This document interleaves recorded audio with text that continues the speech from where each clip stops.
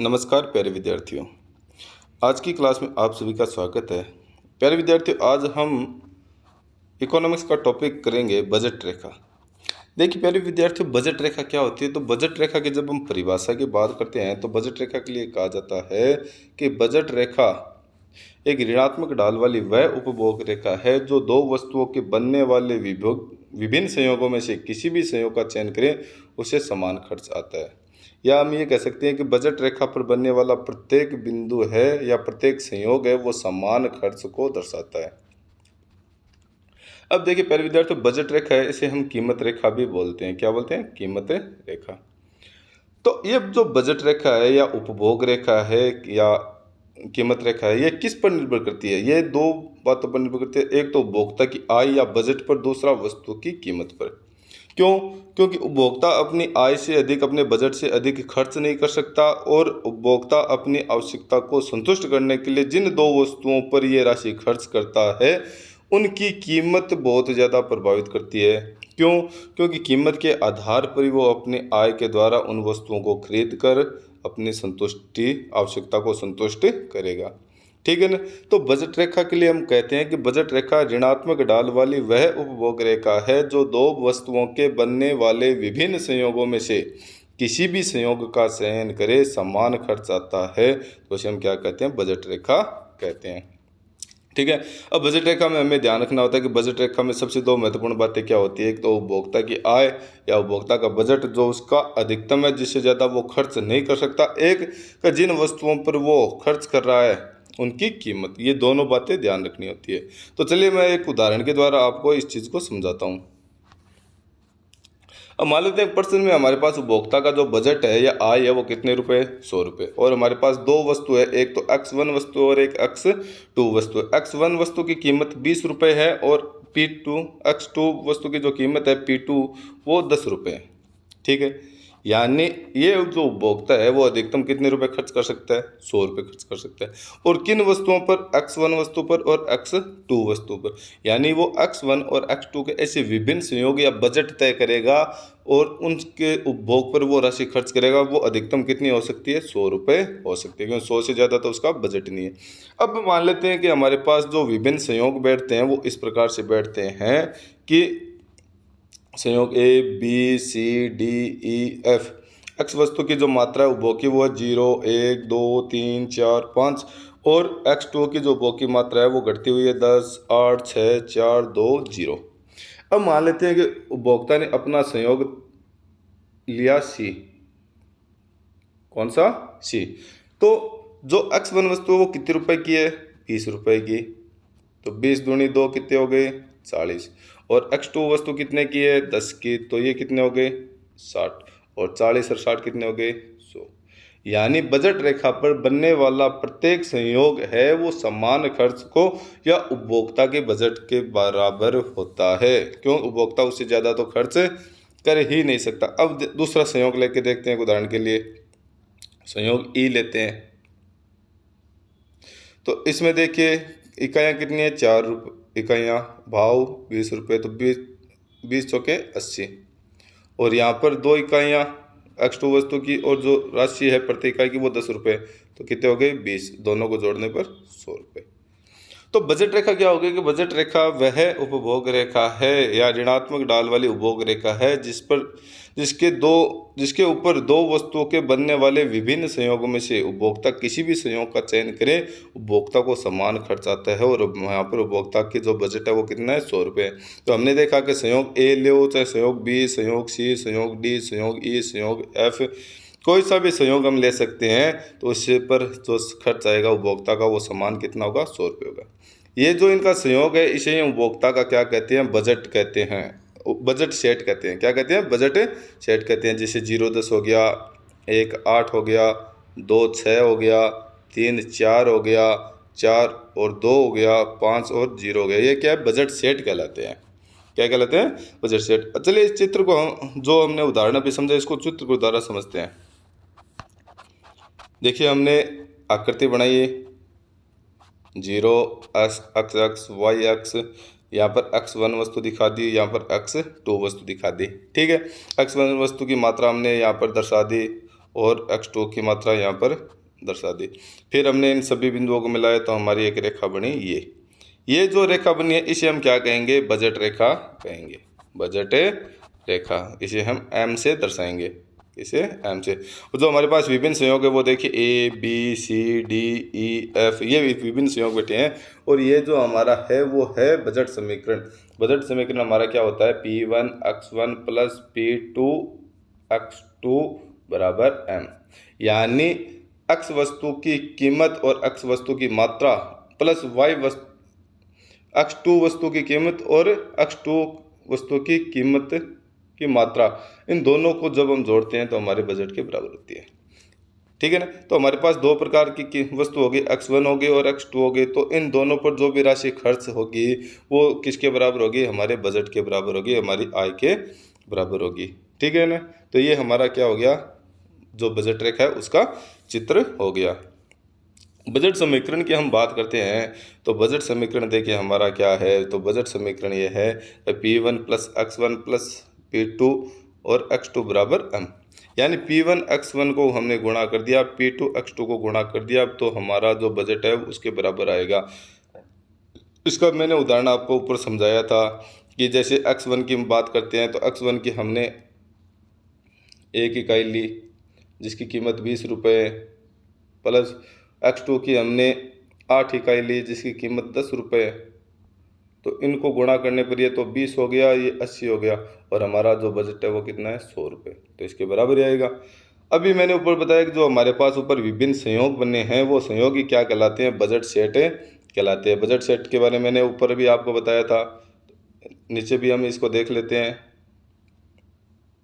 जैसे 0 10 1 8 2 6 3 4 4 2 5 0 0 5 2 4 4 3 6 2 8 1 और 10 0। यानी कि जो हमारी बजट रेखा पर विभिन्न संयोग बनते हैं वो संयोग क्या कहलाते हैं, बजट सेट कहलाते हैं। तो प्यारे विद्यार्थी, बजट रेखा क्या है कि बजट रेखा एक उपभोक्ता की वह रेखा है जिस पर वो अपनी आय के द्वारा, अपने बजट के द्वारा जो दो वस्तुओं पर राशि खर्च करता है तो उसके जो विभिन्न संयोग प्राप्त होते हैं तो वो सभी संयोग उसके समान खर्च या उसके बजट की राशि के बराबर खर्च राशि को दर्शाते हैं।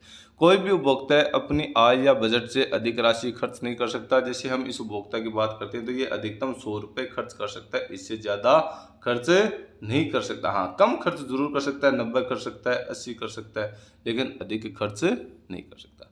तो प्यारे विद्यार्थियों, ये होगी बजट रेखा। अगला जो हमारा इसी में बात करते हैं तो अगला हमारा है बजट सेट में बदलाव। अब देखिए प्यारे विद्यार्थियों, बजट सेट में यानी जो हमारे बजट रेखा पर जो संयोग है उसमें बदलाव किस कारण से हो सकता है। तो इसके दो कारण है बदलाव होने के। पहला, कीमत में परिवर्तन होने से, पर कीमत में किसी वस्तु की कीमत में परिवर्तन होने से। दूसरा, उपभोक्ता की आय में परिवर्तन। यदि इनमें से कोई भी एक परिवर्तन होता है तो बजट सेट में बदलाव जरूर होगा। प्यारे विद्यार्थियों, इस चीज़ को आप ध्यान रखोगे कि बजट सेट में बदलाव की बात करते हैं, बजट के जो विभिन्न संयोग है, बजट रेखा के विभिन्न संयोगों के बदलाव की बात करते हैं तो उसमें हमें यह ध्यान रखना है कि परिवर्तन कब हो सकता है कि जब या तो वस्तु की कीमत में परिवर्तन हो या उपभोक्ता की आय में परिवर्तन हो। चलिए इस चीज़ को मैं आपको उदाहरण सहित समझाता हूँ कैसे। देखिए, पहली स्थिति क्या हो सकती है हमारे पास, कीमत तो, वस्तु की कीमत तो स्थिर रहती है लेकिन आय में परिवर्तन हो जाता है। अब मान लेते हैं कि हमारी उपभोक्ता की जो आय है वो पहले कितने रुपए थी, 100 रुपये थी। ठीक है, और हमें पता है कि हमारी जो x1 वस्तु है वो तो 20 रुपए की थी और x2 वस्तु है वो 10 रुपए की थी। ठीक है, तो वस्तु की कीमतों में कोई परिवर्तन नहीं हुआ। वस्तु की कीमत 20 रुपये है, 10 रुपये, और उपभोक्ता की आय बढ़कर कितनी हो गई, 500 रुपये। तो प्यारे विद्यार्थियों, सीधा सीधा आपके समझ में आ रहा होगा कि यदि उपभोक्ता की आय बढ़ती है और वस्तु की कीमतों में कोई परिवर्तन नहीं होता है तो उपभोक्ता इन दोनों वस्तुओं की अधिक मात्रा क्रय कर सकता है। इन दोनों वस्तुओं की अधिक मात्रा क्रय कर सकता है। यानी इन दोनों वस्तुओं से वो अधिकतम अब कितने रुपए खर्च कर सकता है, 500 रुपये। पहले अधिकतम कितने खर्च कर सकता था, 100। तो 100 रुपये में कम इकाइयाँ आती थी, अब 500 रुपये खर्च करेगा तो इकाइयाँ भी क्या आएगी, ज़्यादा आएगी। तो हम जब इसको चित्र में देखते हैं तो चित्र में हमारे साफ साफ समझ में आ जाता है कि मान लेते हैं हमारे पास दो वस्तु है, एक आम है और एक केला है। ये हमारी बजट रेखा है जो कितने रुपए पर थी, 100 रुपये पर। यानी हमारे पास जो बजट था वो कितने रुपए था, 100 रुपये। उस पर हम जो वस्तु की मात्रा खरीद पाते थे वो आपके सामने। अब उपभोक्ता की आय में क्या हो गई, वस्तु की कीमतें तो क्या है स्थिर है, आम की वस्तु भी कीमत स्थिर है और केले की कीमत भी स्थिर है। लेकिन उपभोक्ता की आय बढ़कर कितनी हो गई? 200 रुपये हो गई। उपभोक्ता की आय बढ़कर क्या होगी? 200 रुपये की। तो उपभोक्ता अब 200 रुपये में अधिक वस्तु क्रय करेगा तो बजट रेखा किस तरफ खिसकेगी? दाईं तरफ खिसकेगी, जो आय में वृद्धि के कारण हुई है। आय में वृद्धि के कारण हुई है। अब मान लेते हैं एक उदाहरण के लिए हम देख लेते हैं कि पहले इस बिंदु की बात करते हैं। तो यहाँ पर 100 रुपये में तो उपभोक्ता इतनी मात्रा क्रय कर पाता था। अब आय में वृद्धि हो गई तो उपभोक्ता की जो खरीदे जाने वाली वस्तु की मात्रा उसमें भी क्या होगी? आम की मात्रा में भी वृद्धि होगी और केले की मात्रा में भी क्या होगी? वृद्धि होगी। तो आय में जब वृद्धि होती है तो वस्तु की कीमतों में परिवर्तन नहीं होता है, तो उपभोक्ता अधिक वस्तुओं को क्रय कर सकता है। इस कारण जो हमारी बजट रेखा है वो देखिए कहाँ खिसक गई? ऊपर की तरफ दाईं ओर बढ़ गई। दूसरी स्थिति ये कि हमारी जो वस्तु की कीमतें हैं वो तो क्या रहती है? अपरिवर्तित रहती है, लेकिन उपभोक्ता की आय में कमी होगी। पहले उपभोक्ता की आय 100 रुपये थी और घटकर कितनी हो गई? 50 हो गई मान लेते हैं। अब जो उपभोक्ता है वो 100 रुपये में जितनी वस्तु क्रय कर सकता था उतनी अब 50 रुपये में नहीं कर सकता।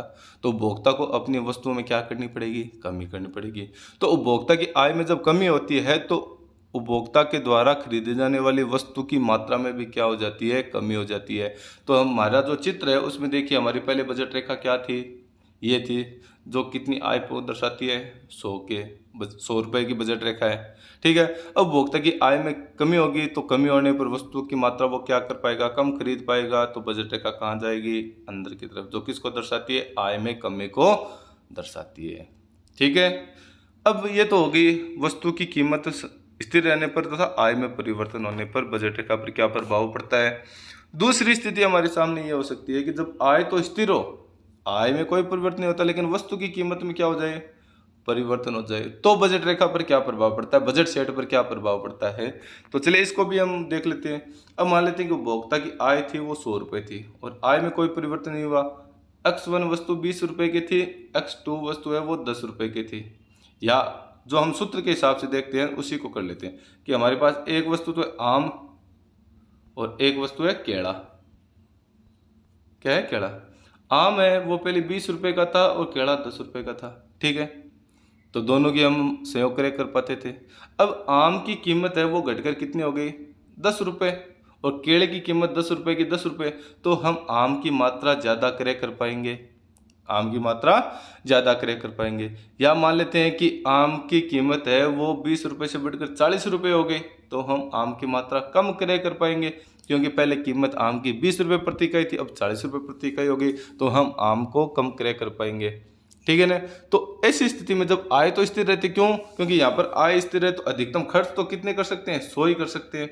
जबकि वस्तु की कीमत में परिवर्तन न होने पर हमारी जो बजट रेखा पर प्रभाव पड़ता है उसको हम सीखेंगे।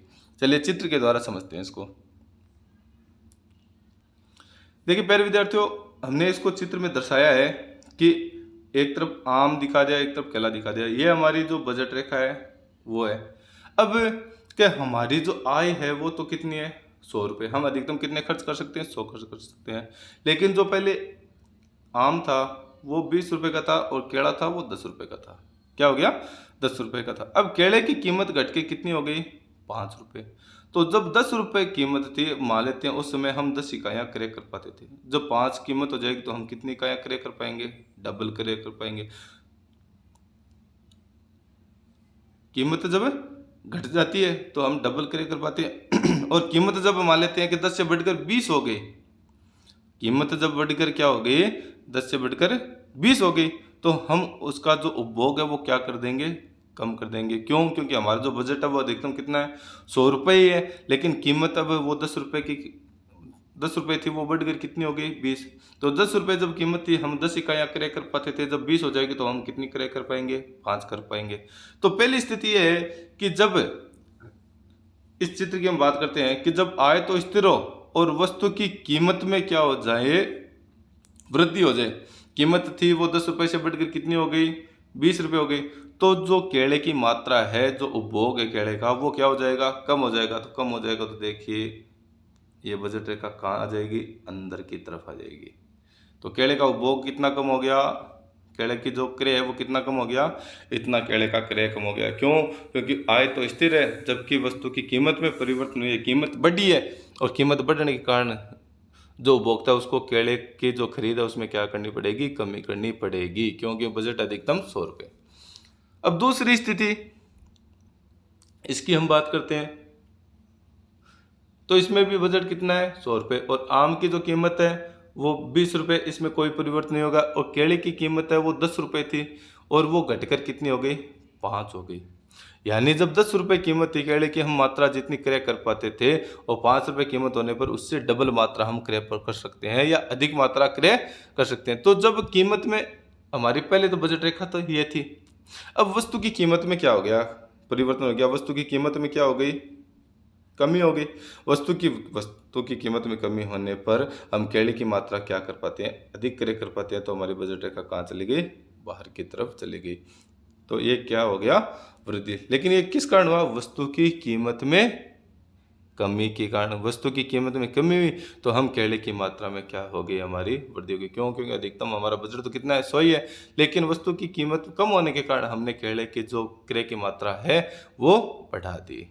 तो पहले विद्यार्थी बजट रेखा के बारे में हमने आज पढ़ा कि बजट रेखा क्या होती है, बजट रेखा किस प्रकार से बनती है, बजट समीकरण क्या होता है, बजट सेट क्या होता है, और बजट सेट में या बजट रेखा में बदलाव किस प्रकार से होता है, आय में परिवर्तन से किस प्रकार से होता है, और वस्तु की कीमत में परिवर्तन से किस प्रकार होता है। तो पहले विद्यार्थियों आज की क्लास में इतना ही, बाकी हम नेक्स्ट क्लास में नया टॉपिक पढ़ेंगे। Thank you.